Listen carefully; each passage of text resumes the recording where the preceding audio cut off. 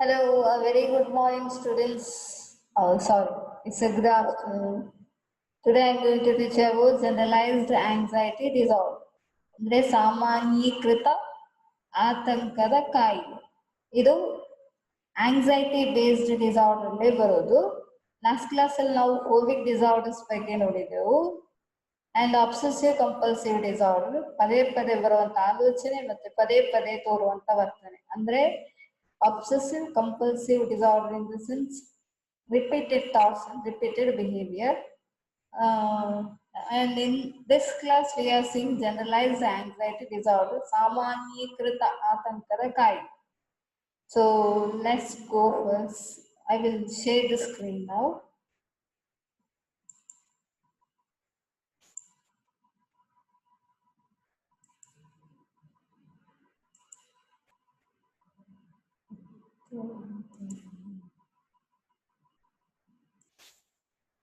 What is generalized anxiety disorder? See, generalized anxiety disorder is an anxiety disorder that is characterized by excessive, uncontrollable, and irrational worry about everyday things. So, generalized anxiety is not completely different from phobic disorder and obsessive compulsive disorder. ಇದು ಅತಿ ಭೀತಿ ಆಗಿರ್ಬೋದು, ಸಾಮಾಜಿಕ ಅಧಿಭೀತಿ ಎಲ್ಲದಕ್ಕಿಂತಲೂ completely differ, ಅಂದ್ರೆ ಸಂಪೂರ್ಣವಾಗಿ ಪ್ರತ್ಯೇಕಗೊಂಡಂತ ಇದು ಕಾಯಿಲೆ. Generalized anxiety disorder means an anxiety, ಆತಂಕವೇ anxiety disorder that is characterized by, ಅದರ ಲಕ್ಷಣಗಳು ನೋಡಿ, excessive uncontrollable, excessive or exaggerated. Excessive means increased, ಜಾಸ್ತಿ, ಅತಿ ಹೆಚ್ಚು. ಅನ್ಕಂಟ್ರೋಲೇಬಲ್, ಕಂಟ್ರೋಲಿಗೆ ಬರದಿದ್ದಂತ, ಆಗದೇ ಇರುವಂತಹ, ಅಂದ್ರೆ ನಿಯಂತ್ರಿಸಲ ಸಾಧ್ಯವಾದಂತ, ಅತಿ ಹೆಚ್ಚಾದಂತ, ಅತಿ ಹೆಚ್ಚಿನ, ನಿಯಂತ್ರಿಸಲಾಗದೇ ಇರುವಂತ, and irrational, not rational one, without a reason. irrational worry about everyday things. Irrational in the sense aspashta, not very clear about their worry. They are not very clear about their worry or tension. ಅವರಿಗೆ ಗೊತ್ತಿಲ್ಲ, ಸ್ಪಷ್ಟತೆ ಗೊತ್ತಿಲ್ಲ, ಯಾವ ಕಾರಣಕ್ಕೆ ಅವರು ಚಿಂತಿಸಿದ್ದಾರೆ, ಹೆದರಿಕೆ ಆಗ್ತಿದೆ, ಆತಂಕ ಆಗ್ತಿದೆ ಅಂತ ಹೇಳೋದು. ಪ್ರತಿಯೊಂದು ವಿಷಯಕ್ಕೂ, ದಿನನಿತ್ಯದ ಪ್ರತಿಯೊಂದು ವಿಷಯಕ್ಕೂ, in every day things or every day situations, for every situations also, ಪ್ರತಿಯೊಂದು ಸಂದರ್ಭಕ್ಕೂ ಅವರು ಹೆದರ್ತಾ ಇರ್ತಾರೆ. Excessive, uncontrollable. Excessive means exaggerated or increased, ಹೆಚ್ಚಾಗಿರುವಂಥದ್ದು. ಅನ್ಕಂಟ್ರೋಲೇಬಲ್ ಇನ್ ದ ಸೆನ್ಸ್ ನಿಯಂತ್ರಿಸಲಾಗದು. Not controllable, not even you can't able to prevent it even. So GAD, ಇದನ್ನ short form ಅಲ್ಲಿ generalized anxiety disorder ಅಥವಾ ಈಗಷ್ಟೇ ಹೇಳಿದ್ದು ಸಾಮಾನ್ಯೀಕೃತ ಆತಂಕದ ಕಾಯಿಲೆ, ಕನ್ನಡದಲ್ಲಿ ಹೇಳಬೇಕು ಅಂತಂದ್ರೆ GAD ಅಂತ ಶಾರ್ಟ್ ಫಾರ್ಮ್ ಅಲ್ಲಿ ಇರ್ತಾರೆ. Generalised, A for anxiety, D for disorder. GAD is a common chronic disorder. See, it's not a acute disorder. ತುಂಬಾ ಆಳವಾದ, ತೀವ್ರವಾದ ಕಾಯಿಲೆ ಅಲ್ಲ. It is not a so intensive one. Chronic in the sense it's long lasting. Long lasting ಅಂದ್ರೆ ಇದು, it may be till from the birth till the death, it may last for a long time, till your lifetime disease ಅಂತಾನೂ ಹೇಳ್ಬೋದು. ಇದು long lasting anxiety ಅಂದ್ರೆ ದೀರ್ಘಕಾಲದ ಆತಂಕ. Anxiety that is not focused on any one objects R situation. For this reason it is different from phobic disorder. In phobic disorder, it's a persistent and irrational fear of something or someone else or some situations. Phobic disorder ಅಲ್ಲಿ ಅಸ್ಪಷ್ಟತೆ ಇದೆ, ಆದ್ರೆ ಯಾವುದೋ ಒಂದು ನಿರ್ದಿಷ್ಟ ವಿಷಯ, ನಿರ್ದಿಷ್ಟ ವ್ಯಕ್ತಿ ಅಥವಾ ನಿರ್ದಿಷ್ಟ ವಸ್ತುವಿಗೆ ಸಂಬಂಧಪಟ್ಟಂತೆ. ಆದ್ರೆ ಇಲ್ಲಿ ಜನರಲೈಸ್ಡ್ ಆಂಗ್ಸೈಟಿಯಲ್ಲಿ ಎಲ್ಲದಕ್ಕೂ ರಿಲೇಟೆಡ್ ಆಗಿರ್ತದೆ, ಪ್ರತಿಯೊಂದು ವಿಷಯಕ್ಕೂ. ಸೊ ಫಾರ್ ಎನಿ ಆಬ್ಜೆಕ್ಟ್ಸ್, ಪ್ರತಿ ವಿಷಯಕ್ಕೂ, ಸಾಮಾನ್ಯ ವಿಷಯಕ್ಕೂ, ಸಾಮಾನ್ಯ ಸನ್ನಿವೇಶಕ್ಕೂ, ಎಲ್ಲಾ ವಿಷಯಕ್ಕೂ, for every situations, for every objects, they are getting anxiety. So this is the definition of generalized anxiety disorder. Now let's see now the picture. Job, work. See the tension, worrying about work, job, retirement, expectations, if they are unable to or fail to reach their expectations. Debt, stress, it leads to a stress. Bills, if they are unable to pay the bills, payments.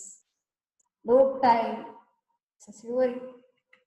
Sick, it leads to a sick, excessive worries. Health, unhealthy reasons leads to stress, or that kind of anxiety is also leads to unhealthy conditions. Time management, if they fail to manage the time, that leads to stress and that leads to unhealthy problems. ಈ time management, ಸಮಯ ನಿರ್ವಹಣೆ ಮಾಡುವುದರಲ್ಲಿ ಅವರು ಅಸಹಾಯಕರಾದರೆ ಅಥವಾ ಸಫಲತೆಯನ್ನು ಕಾಣದಿದ್ದರೆ ಅದು ಪ್ರತಿಫಲನಕ್ಕೆ ದಾರಿ ಮಾಡುತ್ತದೆ. ಪ್ರತಿಫಲನದಿಂದಾಗಿ unhealthy, ಅನಾರೋಗ್ಯದ ಸನ್ನಿವೇಶ ಬರುತ್ತದೆ. That leads to anxiety. So fear, worry. Savings ಮಾಡುವಲ್ಲಿ, ದುಡ್ಡು ಉಳಿತಾಯ ಮಾಡುವಲ್ಲಿ ಈಗಲೇ ಉಳಿತಾಯ ಮಾಡದಿದ್ದರೆ ಕಡೆಗೆ ಲಾಸ್ಟಿಗೆ ಆಗ್ಬೇಕಾದ್ರೆ finally they get anxiety. Next level, epidermology of GAD. 1 minute. The usual age of, at what age starts, ಯಾವ ಏಜ್ ಅಲ್ಲಿ ಇದು ಸ್ಟಾರ್ಟ್ ಆಗ್ತದೆ, ಎಷ್ಟು ಜನರಲ್ಲಿ ಇರ್ತದೆ ಅಂತ ಹೇಳುವಂಥದ್ದು. The unusual age of onset is variable from childhood to late adulthood. ಅಂದ್ರೆ ಬಾಲ್ಯಾವಸ್ಥೆಯಿಂದಲೇ ವೇರಿಯಬಲ್, ವೆರೈಟಿ ಇರ್ತದೆ, ಬೇರೆ ಬೇರೆ ರೀತಿಯಲ್ಲಿ ಏಜ್ ಅಲ್ಲಿ ಶುರುವಾಗ್ತದೆ. ಆಸ್ ಯೂಶುವಲಿ ಸ್ಟಾರ್ಟ್ ಆಗುದು, as usual the age of onset is from childhood to late adulthood. ಅಂದ್ರೆ ಪ್ರಬುದ್ಧಾವಸ್ಥೆ, ಪ್ರೌಢಾವಸ್ಥೆ, ಲೇಟ್ ಪ್ರೌಢಾವಸ್ಥೆ ಕಡೆಯವರೆಗೆ ಇರ್ತದೆ. ವಿತ್ ದ ಮೀಡಿಯನ್ ಏಜ್ ಅದರಲ್ಲೂ ಕೂಡ ಯಾವ ಏಜ್ ಅದ್ರಲ್ಲೂ ಜಾಸ್ತಿ ಆಗಿರ್ತಾರೆ, ಅಪ್ರಾಕ್ಸಿಮೇಟ್ಲಿ 31 years ವರೆಗೆ ಇರ್ತದೆ. ಸೊ 31 ವರ್ಷದವರೆಗೆ ಇರ್ತದೆ, 31 ಏಜಿನವರೆಗೆ. Women are 2 or 3 times more likely to suffer from GAD than men. As we can see in their daily uses, when compared to men, women are more anxious. So women, when compared to men, 2-3 times ಅಂದ್ರೆ 2-3 ಪಟ್ಟು ಜಾಸ್ತಿ anxious ಆಗಿರ್ತಾರೆ, ಆತಂಕಕ್ಕೊಳಗಾಗ್ತಾರೆ.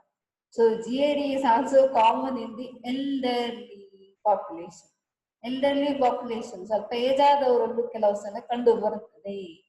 Most common, ಸಾಮಾನ್ಯವಾಗಿ ಇದು age ಆದವರಲ್ಲೂ ಇರ್ತದೆ, ಎಲ್ಡರ್ಲಿಯಲ್ಲೂ ಇರ್ತದೆ.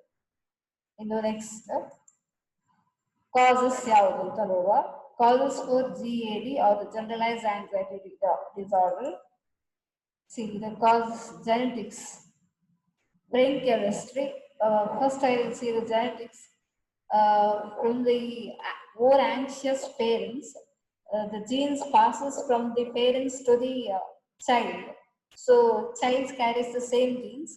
So this disorder is more common in the anxious mother or parents children.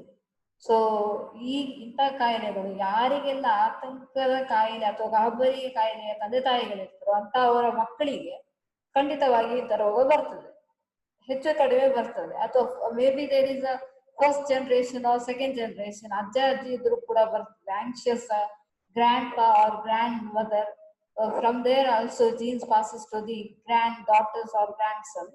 So there is a genetic reason or brain chemistry in the sense, ಅಂದ್ರೆ ಇಲ್ಲಿ ಮೆದುಳಿನಲ್ಲಿ ಆಗುವಂತ ರಾಸಾಯನಿಕ ಕ್ರಿಯೆಗಳು, especially in the sense neurotransmitters, ನರ ಸಾಗಾಣಿಕೆಗಳು, brain chemistry.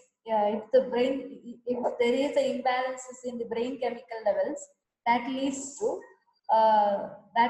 to GAD. See, GAD has been associated with abnormal levels of certain neurotransmitters in the brain. Most of the neurotransmitters are there: dopamine, serotonin, epinephrine, norepinephrine. If there is a balance, if there is a imbalances occur in these neurotransmitters, that causes GAD, generalized anxiety disorder. ನೋಡಿ, serotonin, dopamine, epinephrine, norepinephrine ಇಂಥ ನರ ಸಾಗಾಣಿಕೆಗಳಲ್ಲಿ ಏನಾದರೂ ಅಸಮತೋಲನ ಉಂಟಾದಲ್ಲಿ ಅದು ಕೂಡ GAD ಅಥವಾ ಸಾಮಾನ್ಯೀಕೃತ ಆತಂಕದ ಕಾಯಿಲೆ ಬರುವಂತ ಸಾಧ್ಯತೆ ಇದೆ. ಎನ್ವಿರಾನ್ಮೆಂಟಲ್ ಫ್ಯಾಕ್ಟರ್ಸ್, ಈಗ ಪರಿಸರದಿಂದಾಗಿ ಏನ್ ಬರ್ಬೋದು, ಏನ್ ಸಾಮಾನ್ಯ ಕಾರಣಗಳಿದೆ ಅಂತ ನೋಡಿ.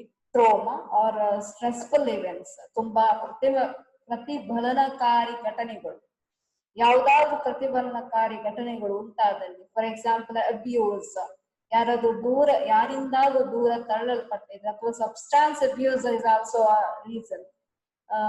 Sometimes substance abuse, in the sense when addicted to any alcohol or smoking, that causes generalized anxiety disorder. Sometimes drugs is also there. And the death of a loved one, ಯಾರಾದ್ರೂ ತುಂಬಾ ಪ್ರೀತಿ ಪಾತ್ರರಾದವರು, ಆತ್ಮೀಯರ ಸಾವು ಕೂಡ ಈ ಸಾಮಾನ್ಯೀಕೃತ ಭಯ ಅಥವಾ ಆತಂಕಕ್ಕೆ ದಾರಿ ಮಾಡ್ತದೆ. ತುಂಬಾ ಬೇಕಾದವರು ತೀರಿಕೊಂಡಾಗ they goes to the depression, and then there is a chances of developing generalized anxiety disorder. ಆತ್ಮೀಯರ ಸಾವಿಂದಾಗಿ, ತುಂಬಾ ಆತ್ಮೀಯರ ಸಾವಿಂದಾಗಿ ಅವರು ಡಿಪ್ರೆಷನ್, ಖಿನ್ನತೆಗೆ ಹೋಗುವ ಸಾಧ್ಯತೆ ಇದೆ. ಖಿನ್ನತೆಯಿಂದಾಗಿ ಮತ್ತೆ ಇಳುದು ಜನರಲೈಸ್ ಸಾಮಾನ್ಯೀಕೃತ ಆತಂಕದ ಕಾಯಿಲೆ ಬರಬಹುದು. ಇಂದು ನಾನು ಎಲ್ಲರನ್ನೂ ಕಳ್ಕೊಂಡ್ರೆ ಅಂತ ಹೇಳುವಂತ ಆತಂಕ ಉಂಟಾಗಬಹುದು. So there may be a chances I may lose everyone. So that kind of anxiety is also general anxiety disorder. They are just imagining. Or divorce is also a causes for a generalized anxiety disorder.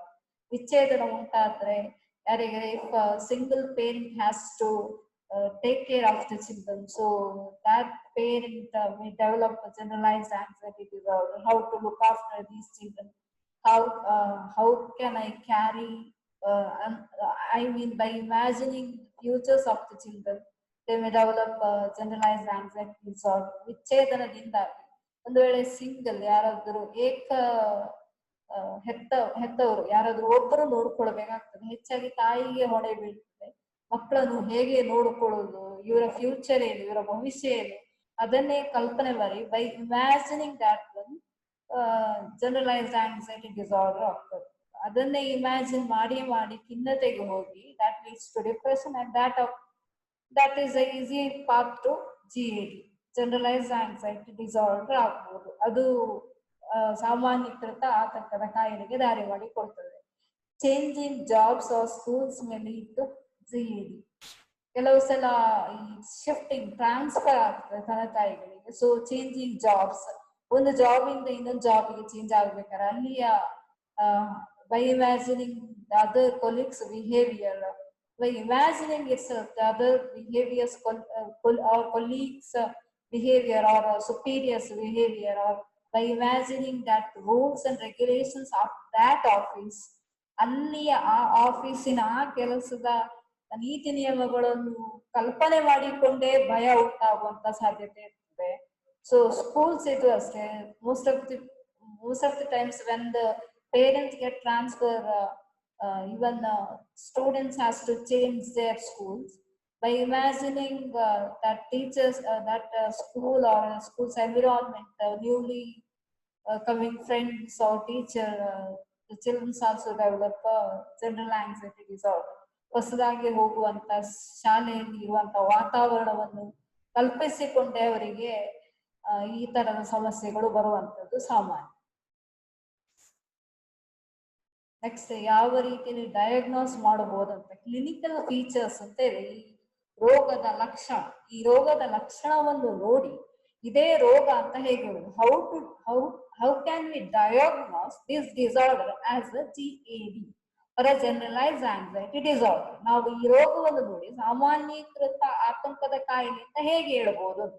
So there are list of generalized list of features are there. See, the first one is excessive anxiety. Excessive anxiety in the sense increased anxiety, ಅತಿಯಾದ ಆತಂಕ, ಅತಿಯಾದ ಗಾಬರಿ, and worry, ಗಾಬರಿ occurring more than 6 months. See, ಯಾವಾಗ ಈ ಆತಂಕ and ಗಾಬರಿ, when these anxiety and worry this occurs or last for more than 6 months, that leads to GAD.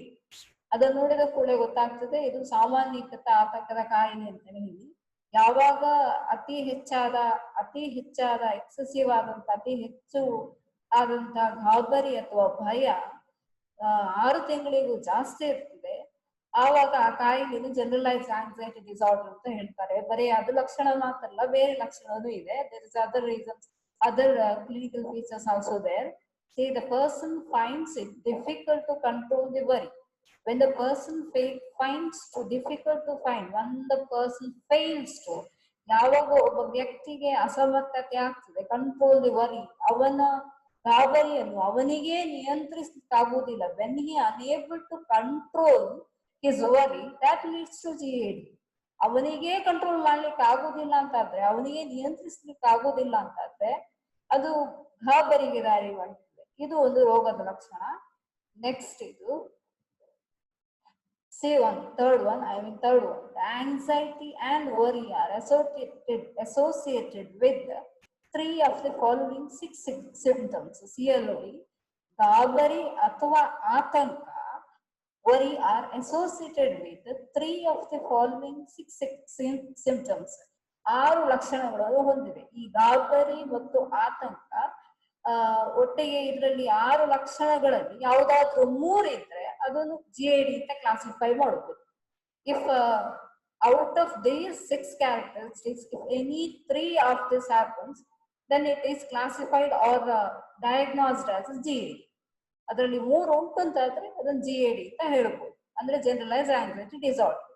Only one item is required in children. Only one item is required in children. Especially this happens in children. ನಾನು ಹೇಳಿದೆ by birth, child to till late adulthood ಇದಕ್ಕೆ ಇರ್ತದೆ. Especially ಇದು one item ಯಾವ್ದಾದ್ರು ಮಕ್ಕಳಲ್ಲಿ ಇದ್ರೂ ಕೂಡ ಈ ಸಮಸ್ಯೆ ಇದೆ ಅಂತ ಹೇಳ್ಬೋದು. ನೆಕ್ಸ್ಟ್ ಇದರಲ್ಲಿ 1ನೇ ಲಕ್ಷಣ ನೋಡಿ, ರೆಸ್ಟ್ಲೆಸ್ನೆಸ್ ಆರ್, ಎಸ್ಪೆಷಲಿ ಅದರಲ್ಲಿ 3 ಲಕ್ಷಣ ಇದ್ರೆ GAD ಅಂತ ಹೇಳ್ಬೋದು. ಅದರಲ್ಲಿ ಯಾವ್ದಾದ್ರು 1 ಲಕ್ಷಣ ಇದ್ರೆ ಮಕ್ಕಳಲ್ಲಿ ಇದ್ರೆ ಅದನ್ನು GAD ಅಂತ ಹೇಳ್ಬೋದು. ರೆಸ್ಟ್ಲೆಸ್ನೆಸ್, ತೀರಾ ನಿಂತಲ್ಲಿ ಆಗದೇ ಇರುವಂತ ಸ್ಥಿತಿ, ಆಯಾಸಗೊಳ್ಳುವಂತ ಸ್ಥಿತಿ, ವಿಶ್ರಾಂತಿ ತಗೊಳ್ಳಿಕ್ಕೆ ಆಗುದಿಲ್ಲ, ತೀರಾ ಚಡಪಡಿಕೆ ಉಂಟಾಗುವುದು, ವಿಶ್ರಾಂತಿ ತಗೊಳ್ಳಿಕ್ಕೆ ಆಗದೇ ಇರುವಂತ ಸ್ಥಿತಿ. Can't able to take rest. It occurs again and again.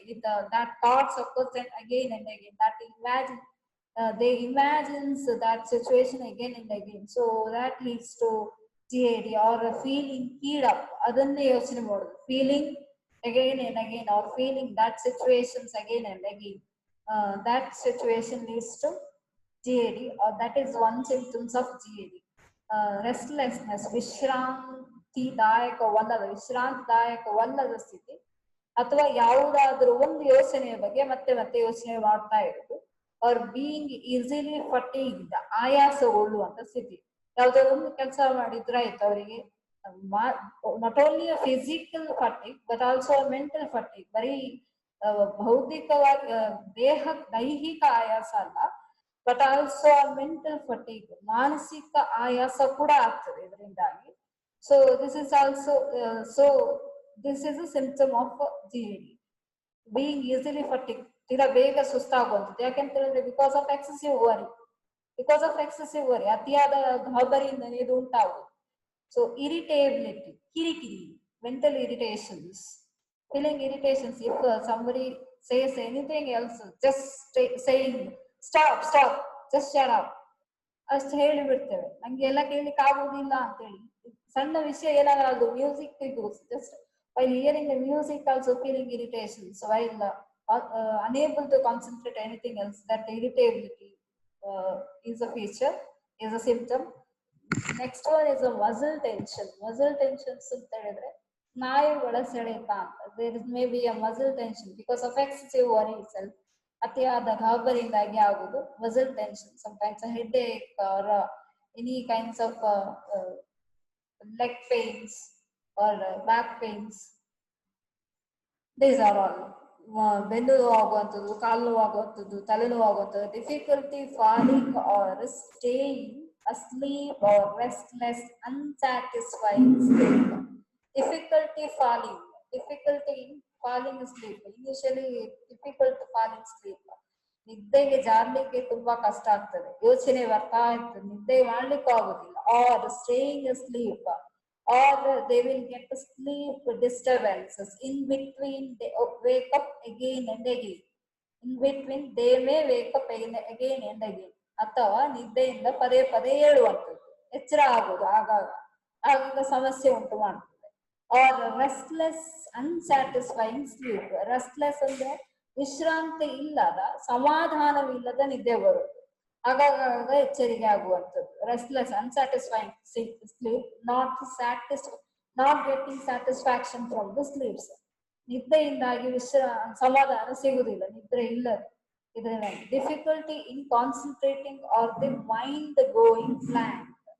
So difficulty in concentrating. Why? Because their mind they get easily distract. So difficulty in concentrating, ಏಕಾಗ್ರತೆ ಕೊಡ್ಲಿಕ್ಕೆ ಆಗುದಿಲ್ಲ. ಅವರ mind, they are focusing on anxiety, or they are focusing their things on some other things. They are focusing their mind on some other things, or the mind going blank, mind completely going blank. ತಲೆ ಅಥವಾ ಮನಸ್ಸು complete ಆಗಿ, ಸಂಪೂರ್ಣವಾಗಿ blank ಆಗಿ ಹೋಗ್ತದೆ, ಖಾಲಿಯಾಗಿ ಬಿಡ್ತದೆ. ರೀತಿ ಏನ್ ಮಾಡುದು ಎಂತ ಅಂತ ಗೊತ್ತಾಗುದಿಲ್ಲ. What to do or what I have to do. they don't have any such idea about what to do or what they have to do. So the next one is symptoms. Again, physical, see, tachycardia, cardiovascular disease, or same again they have mentioned chest pain. Tachycardia in sense ಹೃದಯ ಸಂಬಂಧಿ ಕಾಯಿಲೆಗಳು ಅಥವಾ chest pain, ಅದೇ yawning because of disturbance sleeping. They are not getting satisfied sleeping, so that is why that leads to yawning. ಆಕಳಿಕೆ ಕಾಯಿಲೆ ಬರ್ಬೋದು, ಅಥವಾ because of oxygen deprivation ಅಂದಾಗಿ yawning ಬರ್ಬೋದು. yawning in the sense ಆಕಳಿಕೆ ಅಂತ ನೀವು ಆಕಳಿಸ್ತಾ ಇರ್ತೀರಿ. ಡ್ರೈ ಮೌತ್ ಅಂದ್ರೆ ಒಣಗಿದ ಬಾಯಿ. ಅಂದ್ರೆ ನೀವು ಯೋಚನೆ ಮಾಡ್ತಾನೆ ಇರ್ತೀರಿ, ತೀರಾ ಯೋಚನೆ ಮಾಡ್ಬೇಕಾದ್ರೆ ಬ್ರೈನಿಗೆ ತುಂಬಾ ಸ್ಟ್ರೆಸ್ ಬಿದ್ದಿರ್ತದೆ. So brain get enough stress, that's the reason why your mouth get dry. So ಬಾಯಿ ಒಣಗಿ ಹೋಗ್ತದೆ. ನಾಯ್ಸಿಯ, ವಾಮಿಟಿಂಗ್ ಫೀಲಿಂಗ್, ವಾಂತಿ ಅಥವಾ ವಾಕರಿಕೆಯ ಲಕ್ಷಣ ಬರ್ಬೋದು. ವಾಂತಿ ಅಥವಾ ವಾಂತಿ ಬಂದಾಗ ವಾಂತಿಯ ಲಕ್ಷಣ. ಅಬ್ಡಾಮಿನಲ್ ಪೇನ್, ಹೊಟ್ಟೆ ನೋವು, abdominal pain. Diarrhoea, loose motions ಅಥವಾ ಮಲ ವಿಸರ್ಜನೆಯ ಸಮಸ್ಯೆ ಅಂತ ಹೇಳ್ಬೋದು. ಟೆನ್ಷನ್, ಹೆಡೇಕ್, ಅಲ್ಲೇ ಇದೆ ನೋಡಿ. Anxiety is nothing with tension. ಗಾಬರಿ ಅಂದ್ರೆ ಗಾಬರಿಯ ತಲೆನೋವು. ಇನ್ನೇನಾಗ್ಬೋದು? ಟಿನ್ನಿಟಸ್, 1 minute.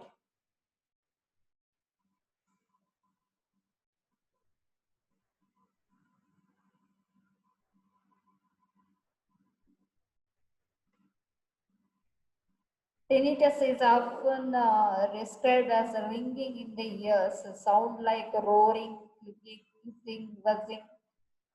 Somewhat they are getting pitched. It's a kind of sounds they are getting in their ear itself while they are sleeping. ಅವ್ರು ನಿದ್ದೆ ಮಾಡ್ಬೇಕಾದ್ರೆ ಕಿವಿಗೆ ಏನೋ ಒಂದು ಶಬ್ದ ಬಂದಾಗ they are feeling that they are getting one sounds. They are getting unnecessary sounds. It may be a symptoms of hallucinations, unnecessary sounds. Without the sounds, the wrong, not a wrong perception, is a false perception. Actual sounds is not there, but they are feeling, they are hearing something. So next one, ಅಂದ್ರೆ ಅವರಿಗೆ ಏನೋ ಕೇಳಿದಾಗ ಆಗೋದು, ನಿಜವಾಗ್ಲೂ ಕೇಳ್ತಾ ಇರುದಿಲ್ಲ. ಮಲಗಿದಾಗ್ಲೂ ಕೂಡ ಏನೋ ಕೇಳಿದಾಗ ಆಗೋದು, ನನಗೆ ನಂದು ಇನ್ನೂ ಕೆಲಸ ಆಗ್ಲಿಲ್ಲ ಹಾಗೆ ಏನೋ ಕೇಳಿದಾಗ ಆಗೋದು. ನೆಕ್ಸ್ಟ್ ಸ್ವೆಟ್ಟಿಂಗ್, ತೀರಾ ಬೆವರ್ತಾ ಇರ್ತಾರೆ. ಡಿಸ್ಫೆಸಿಯಾ, ಅಲ್ಲೇ ಕೊಟ್ಟಿದ್ದಾರೆ, feeling of fullness with very little intake of food. ಸ್ವಲ್ಪ 1-2 ಸ್ಪೂನ್ ತಿಂದು ಕೂಡಲೇ ಹೊಟ್ಟೆ ಫುಲ್ ಆದಾಗ ಆಗೋದು. Dysphasia is nothing but a feeling of fullness. They feel full. Their stomach is full with very little intake of food. ಸ್ವಲ್ಪ ತಿಂದ ಕೂಡಲೇ ಹೊಟ್ಟೆ ತುಂಬಿದ ಹಾಗೆ ಭಾವಿಸ್ತಾರೆ. Dysphagia, in the sense difficulty in swallowing. Difficulty in swallowing means ನುಂಗ್ಲಿಕ್ಕೆ ಸಮಸ್ಯೆ ಆಗುದು, ನುಂಗುವಂತ ಸಮಸ್ಯೆ. Swallowing, while eating they are failed to, or they are feeling difficult to swallow. ನುಂಗ್ಲಿಕ್ಕೆ ಕಷ್ಟ ಆಗ್ತದೆ. ಸೆಕ್ಷುವಲ್ ಡಿಸ್ಫಂಕ್ಷನ್ಸ್ ಇನ್ ದ ಸೆನ್ಸ್ ಲೈಂಗಿಕ ಅಪಕ್ವತೆ ಅದು ಬೆಳೀತಾ ಬರುವಂತದ್ದು, ಲೇಟ್ ಅಡಲ್ಟ್ಹುಡ್ ಅಲ್ಲಿ ಬರುವಂತದ್ದು. ಯಾವ್ದ್ರಲ್ಲಿ ಇಂಟ್ರೆಸ್ಟ್ ಇರೋದಿಲ್ಲ ಸೆಕ್ಷುವಲ್ ಥಿಂಗ್ಸ್ ಅಲ್ಲಿ, they lost interest in the sexual things because of they loss their sexual parts are not functions in well manner. ಅವರ ಲೈಂಗಿಕ ಚಟುವಟಿಕೆಗಳು ಸರಿಯಾದ ರೀತಿಯಲ್ಲಿ ಆಗದೇ ಇರುವುದರಿಂದಾಗಿ sexual dysfunctions occurs. Dropped beats, ಎಲ್ಲದರಲ್ಲೂ ಕೂಡ ಆಸಕ್ತಿ ಇಲ್ಲದೆ ಹೋಗುವಂಥದ್ದು. ಸೊ ಮೊದಲಿನ ಆಸಕ್ತಿ ಇರೋದಿಲ್ಲ. Next one, see the abdominal pain they are feeling, see the headache they are feeling because of tension. Psychological symptoms, ಈಗ ಫಿಸಿಕಲ್ ಸಿಂಪ್ಟಮ್ಸ್ ನೋಡಿ ಆಯ್ತು, ಸೈಕಲಾಜಿಕಲ್ ಸಿಂಪ್ಟಮ್ಸ್ ಹೇಗಿರ್ತದೆ? ಆಂಕ್ಷಿಯಸ್ ಮೂಡ್ ಅಂದ್ರೆ ಅವರ ಮೂಡ್ ಭಾವನೆಗಳು ಹೇಗಿರ್ತದೆ ಅಂತ ಹೇಳಿದ್ರೆ ಗಾಬರಿಯ ಸಮಸ್ಯೆ. ಯಾವ ತರ ಅಂತ ಹೇಳಿದ್ರೆ ಕೈಯೆಲ್ಲ ಹೀಗೆ ಮಾಡುವಂಥದ್ದು, ಐಬ್ರೋಸ್ ಮೇಲೆ ಹೋಗಿರ್ತದೆ. ಸೊ ಈ ತರದ್ದು ಫುಲ್ ಬೆವರಿರ್ತಾರೆ. ವರಿ ಆರ್ ಫಿಯರ್, ಭಯ ಖಂಡಿತ ಇರ್ತದೆ, ಆತಂಕ ಇರ್ತದೆ. ಏನಾಗ್ತದಪ್ಪ, what may happens, oh my God, getting extreme fear. Irritations while hearing the small music or any kinds of sounds also they screams. They feel irritations while hearing their mother's speech also they feel irritation, they scream. ಯಾರಾದ್ರೂ ಮಾತಾಡಿದ್ರು ಕೂಡ ಕಿರಿಕಿರಿ ಆಗ್ತದೆ, song ಕೇಳುವಾಗ ಕೂಡ ಕಿರಿಕಿರಿ ಆಗ್ತದೆ, ಎಲ್ಲದರಲ್ಲೂ ಕಿರಿಕಿರಿ ಉಂಟಾಗ್ತದೆ. ಫೀಲಿಂಗ್ ರೆಸ್ಟ್ಲೆಸ್, ಅವಾಗ್ಲೇ ಹೇಳಿದೆ ವಿಶ್ರಾಂತಿ ಇರುವುದಿಲ್ಲ ಅವರಿಗೆ. ಸೊ ಆಚೆ ಈಚೆ ಹೋಗ್ತಾ ಇರ್ತಾರೆ. They are keep on running here and there. their minds also not in a resting mode. Keep on they are thinking odd things ಅಂದ್ರೆ ಆಗುವಂತ ವಿಚಾರ ಅಲ್ಲ, ಆಗದೇ ಇರುವಂತ ವಿಚಾರ, ಮುಂದಿನ ಬಗ್ಗೆ ನೀವು ಯೋಚನೆ ಮಾಡೋದು, ಅಯ್ಯೋ ಹೀಗೆ ಆದ್ರೆ ಅಂತ. ಸೊ ಫೀಲಿಂಗ್ ರೆಸ್ಟ್ಲೆಸ್, ವಿಶ್ರಾಂತಿ ಇರುವುದಿಲ್ಲ. ನೆಕ್ಸ್ಟ್ ನೈಟ್ ಮೇರ್ಸ್, ರಾತ್ರಿ ಹೊತ್ತಲ್ಲಿ ಕೆಟ್ಟ ಕನಸು ಕಾಣುವುದು. So nightmares in the sense bad dreams actor in the night, bad dreams, terror dreams actor, ಭಯಾನಕವಾದಂತ ಕ್ರೂರವಾದ ಕನಸು ಬೀಳಬಹುದು. Feeling of being unable to cope, feeling that ಅಂದ್ರೆ ನಮಗೆ ಇದರಿಂದ ಹೊರಗೆ ಬರ್ಲಿಕ್ಕೆ ಆಗುವುದೇ ಇಲ್ಲ, ನನ್ನಿಂದ ಇದು ಸಾಧ್ಯನೇ ಇಲ್ಲ, ನನ್ನಿಂದ ಈ ಗಾಬರಿಯಿಂದಾಗಿ ಬರ್ಲಿಕ್ಕೆ ಸಾಧ್ಯನೇ ಇಲ್ಲ, ಅಂತಹದೊಂದು ಸಮಸ್ಯೆ ಇದೆ ನನಗೆ ಅಂತ ಆ ತರದ ಭಾವನೆ ಆಗುದು. ನನಗೆ ಇದನ್ನು ಸಾಲ್ವ್ ಮಾಡ್ಲಿಕ್ಕಾಗಲಿಲ್ಲ, ಇದನ್ನು ಕಂಟ್ರೋಲ್ ಮಾಡ್ಲಿಕ್ಕಾಗಲಿ, ಇದನ್ನು ಬಗೆಹರಿಸಲಿಕ್ಕೆ ಸಾಧ್ಯನೇ ಇಲ್ಲ ಅಂತ ಅನ್ಸಿಕೊಳ್ಳುದು. They feel that they unable to cope up with these kinds of problems. Next one, treatment is not necessary for your chapter, but I will tell you for the knowledge sake. Treatment of GAD is a combination of medication and therapy. ಅದು medicine ಅಲ್ಲೂ ಕೊಡಬಹುದು ಅಥವಾ ಇದರಲ್ಲೂ ಥೆರಪಿಯ ಮೂಲಕ, ಚಿಕಿತ್ಸೆಯ ಮೂಲಕ ಕೊಡಬಹುದು, ಸೈಕೋಥೆರಪಿಯ ಮೂಲಕನೂ ಕೊಡಬಹುದು. Pharmacology, pharmacotherapy in the sense tablet, pharmacy ಅಂದ್ರೆ ಟ್ಯಾಬ್ಲೆಟ್ ಆರ್ ಮೆಡಿಸಿನ್ ಥೆರಪಿ ಅಂತ ಹೇಳಬಹುದು, ಔಷಧೀಯ ಚಿಕಿತ್ಸೆ ಅಂತ. ಬೆನ್ಸೋಡಯಾಜಪೈನ್ ಅಂತ ಹೇಳುವಂಥದ್ದು ಒಂದು ಟ್ಯಾಬ್ಲೆಟ್ಸ್ ಇದೆ. ಮೋಸ್ಟ್ ಕಾಮನ್ಲಿ ಎನ್ಯೂರೆಸಿಸ್ ಅವರಿಗೆ ಕೊಡ್ತಾರೆ, ಬೆಡ್ ವೆಟಿಂಗ್ ಆಗುವಾಗ ಅಂತವರಿಗೆ ಕೊಡ್ತಾರೆ. ಯಾಕೆಂತ ಹೇಳಿದ್ರೆ because of the anxious reason itself the bedwetting happens. So for the benzodiazepines tablet, for them also they use benzodiazepines ಅಂತ ಹೇಳುವಂತ ಟ್ಯಾಬ್ಲೆಟ್. ಈ bedwetting ನಾನು ಲಾಸ್ಟ್ ಕ್ಲಾಸ್ ಅಲ್ಲಿ ಒಂದ್ಸಲ ಹೇಳಿದೆ.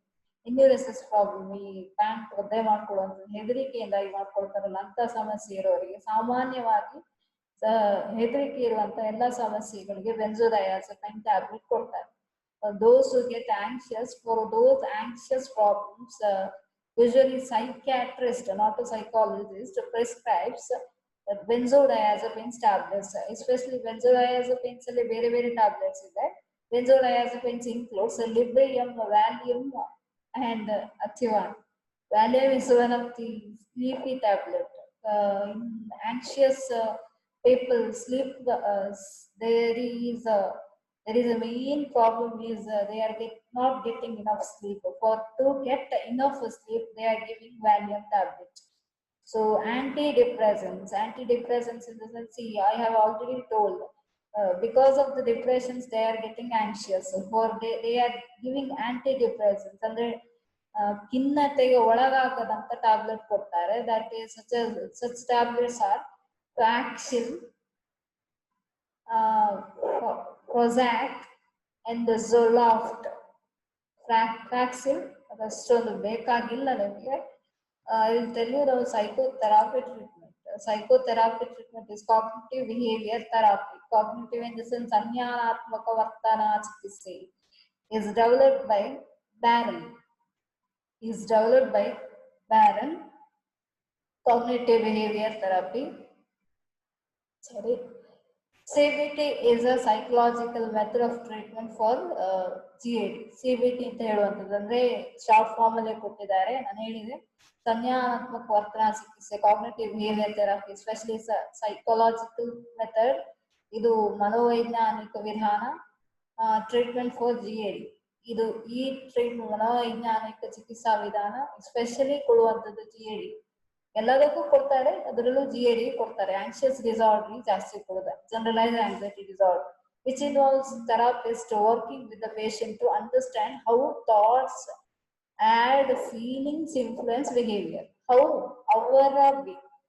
thoughts. See, last class in the obsessive compulsive disorder itself, I have mentioned how the thoughts provokes the behavior. See, thoughts and the behavior are interlinked.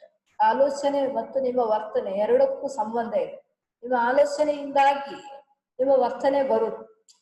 ನೀವು ಏನು ಆಲೋಚಿಸ್ತೀರಿ ಅದೇ ರೀತಿ ನೀವು ವರ್ತಿಸ್ತೀರಿ. So how your things in that manner itself you behave. So understand how thoughts and feelings influence behavior. ಇಲ್ಲಿ patient ಏನ್ ಮಾಡ್ತಾರೆ ಅಂತ ಹೇಳಿದ್ರೆ, here the therapist allows the subjects to how the thoughts and behavior are interlinked. ಅವರಿಗೆ thoughts ಮತ್ತು to understand ಅವರ ಆಲೋಚನೆಯನ್ನೇ ಅವರಿಗೆ ಅರ್ಥ ಮಾಡಿಸ್ತಾರೆ. They help them to understand their behaviour as well as their feelings or their and their behavior and how this is interconnected with the behavior. ಅದು ಎರಡು ಕೂಡ ಭಾವನೆ ಆಲೋಚನೆ ಇದು ಎರಡೂ ಕೂಡ ಯಾವ ರೀತಿ ಅವರ ವರ್ತನೆಗೆ ದಾರಿ ಮಾಡಿಕೊಡ್ತದೆ, ವರ್ತನೆಯ ಮೇಲೆ ಪರಿಣಾಮ ಬೀರ್ತದೆ ಅಂತ ಹೇಳ್ತಾರೆ. ಸೊ ಇದು ಮೇನ್ ಕಾಗ್ನಿಟಿವ್ ಬಿಹೇವಿಯರ್ ಥೆರಪಿಯ ಈ ಚಿಕಿತ್ಸೆಯ ಮೇನ್ ಮುಖ್ಯವಾದಂತಹ ಹಂತ. See, thoughts create feelings, feelings create behaviors. Yes. See, thoughts create feelings, ಆಲೋಚನೆಯಿಂದಾಗಿ ಭಾವನೆಗಳು ಬರುತ್ತೆ. ಥಾಟ್ಸ್ ಕ್ರಿಯೇಟ್ ಫೀಲಿಂಗ್ಸ್, ನಿಮ್ಮಲ್ಲಿ ಫೀಲಿಂಗ್ಸ್ ಫೀಲಿಂಗ್ಸ್ ಕ್ರಿಯೇಟ್ ಬಿಹೇವಿಯರ್. ಆ ಫೀಲಿಂಗ್ಸ್ ಇಂದಾಗಿ ಆ ಭಾವನೆಯಿಂದಾಗಿ ವರ್ತನೆ ಬರ್ತದೆ. So this behaviour that reinforces thought. So to prevent this thought, first we have to go through the thoughts. First, this therapy starts from thoughts. First we have to change the thought. By changing the thought we can change the feelings. ಆಲೋಚನೆಯನ್ನು ಬದಲಾಯಿಸುವ ಮೂಲಕ ಭಾವನೆಯನ್ನು ಬದಲಾಯಿಸಬಹುದು. ಭಾವನೆಯನ್ನು ಬದಲಾಯಿಸುವ ಮೂಲಕ completely we can change the behavior. So next, prevention. Anxiety disorder like GAD, ಇದು ಇಲ್ಲದು cannot be prevented. However, there are something that you can do to control. ಯಾವತ್ತಿಗೂ ಅದನ್ನು ತಡೆಗಟ್ಟಲಿಕ್ಕೆ ಅಂತ ಆಗುದಿಲ್ಲ, ನೀವು ನಿಯಂತ್ರಿಸಲಿಕ್ಕೆ ನೀವಾಗಿ ಪ್ರಯತ್ನ ಪಡದೆ. However, there's some things that you can do to control. ನೀವೇ ಅದನ್ನು ತಡಿಲಿಕ್ಕೆ, ಕಂಟ್ರೋಲ್ ಮಾಡಲಿಕ್ಕೆ ಅಥವಾ ನಿಯಂತ್ರಿಸಲಿಕ್ಕೆ ಪ್ರಯತ್ನ ಪಡದೆ ಅದನ್ನು ತಡಿಲಿಕ್ಕೆ ಆಗುದಿಲ್ಲ. Stop or reduce your consumption of products that contain ಇದೇ ಮೇನು. ಇದನ್ನು ಹೇಗೆ ತಡೆಗಟ್ಟುದು ಅಂತೇಳಿ, ಕೆಫೆಯಿನ್, ಕಾಫಿ ಐಟಮ್ ಅನ್ನು ಜಾಸ್ತಿ ಕುಡಿಬಾರ್ದು. ಕೆಫೆಯಿನ್, ಅದರಲ್ಲೂ ಕೆಫೆಯಿನ್ is a drugs which provokes the anxiety or which increases the stress. ಇದು ಕೆಫೆಯಿನ್ ಅಂತ ಹೇಳುವಂಥದ್ದು ಇದು ಡ್ರಗ್ಸ್ ಕೂಡ. ಇದು ಕೆಲವು ಚಾಕ್ಲೇಟಿಗೂ ಹಾಕ್ತಾರೆ, ಕೆಲವು ಐಸ್ ಕ್ರೀಮಿಗೂ, ಕೆಲವು ಸಲ ಕೋಲಾದಂತ ಇದಕ್ಕೂ ಹಾಕ್ತಾರೆ, ಕಾಫಿಗೂ ಹಾಕ್ತಾರೆ. ಕೆಫೆಯಿನ್ is a drugs. ಅದು that provokes the stress or anxious tension. ಇದು ಗಾಬರಿ ಅಥವಾ ಆತಂಕವನ್ನು ಉಂಟು ಮಾಡ್ತದೆ. ಸಚ್ ಆಸ್ ಕೆಫೇನ್ ಇರುವಂತ ಐಟಮ್ಸ್ ಅನ್ನು ಯು ಹ್ಯಾವ್ ಟು ಅವಾಯ್ಡ್. ನೀವು ಇಂಥ ಐಟಮ್ಸ್ ಅನ್ನು ಅವಾಯ್ಡ್ ಮಾಡಬೇಕು. Coffee, tea, Coca Cola or chocolates. Exercise daily and eat a healthy and balanced diet. ನೀವು ಡೈಲಿ ವ್ಯಾಯಾಮ ಮಾಡಿ, ಡೈಲಿ ನಿತ್ಯ eat healthy and balanced diet. Eat healthy and balance diet in the sense ಸಮತೋಲನ ಇರುವಂತ ಆರೋಗ್ಯವನ್ನು ಕಾಪಾಡಿ, ಆರೋಗ್ಯ ಸಮತೋಲನವನ್ನು ಕಾಪಾಡಿ. ಈತ ಹೆಲ್ದಿ, ತಿನ್ನುವಂತ ಟೈಮಿಗೆ ತಿನ್ನಿ, ಸರಿಯಾದ ಟೈಮಿಗೆ ಸರಿಯಾದ ಸಮಯಕ್ಕೆ ತಿನ್ನಿ.